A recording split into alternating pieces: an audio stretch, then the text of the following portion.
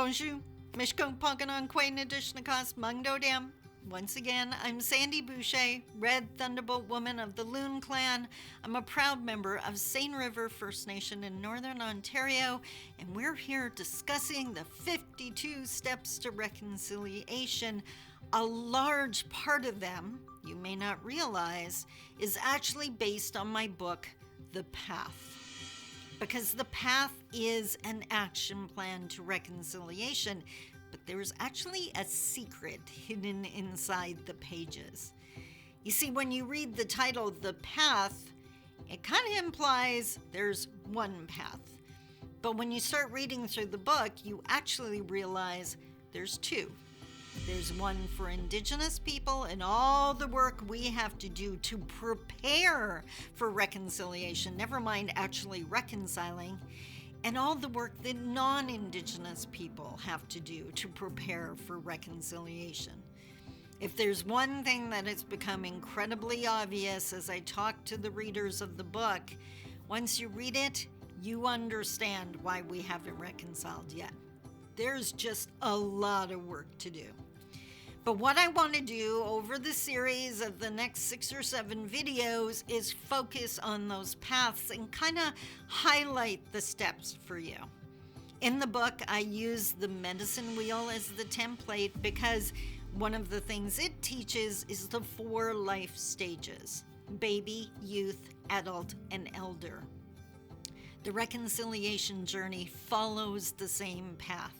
In the beginning, you're at the baby stage, and things seem exciting and overwhelming and scary at the same time.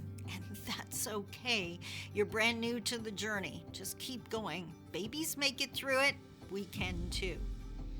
The youth stage, you're going to recognize these people now. They have that little bit of information, they've taken a couple courses, and now they want to storm the castle and change the world.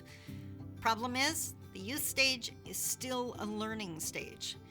And unfortunately, people at that stage, if they get too enthusiastic, they can actually end up causing harm rather than creating solutions.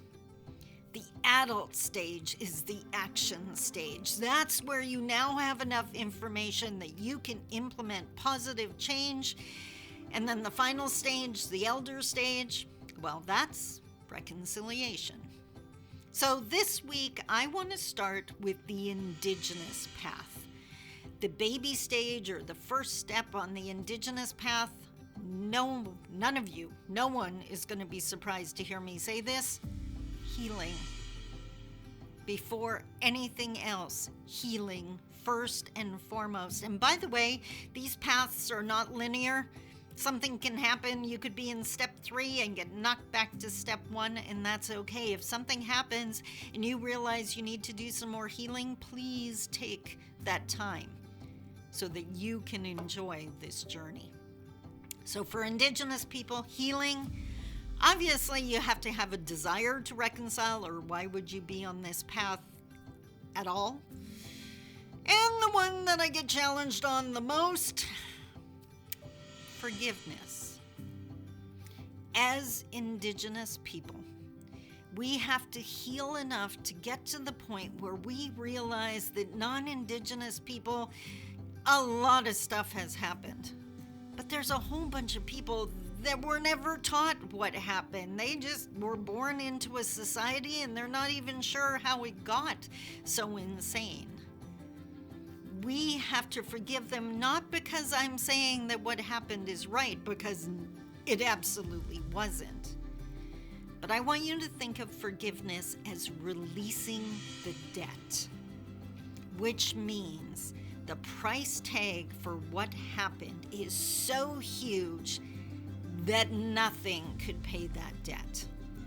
And if the debt can't be paid, that there's no point hanging it over someone's head.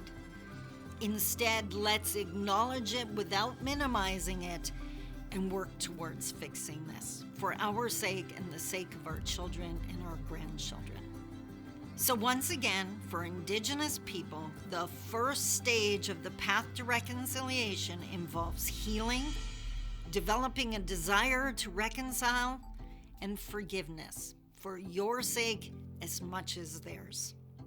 Next week, we'll look at step 2 on the Indigenous path to reconciliation. And for my non-Indigenous viewers and listeners, please keep in mind, you need to know these steps too, so you can allow space for us to take them.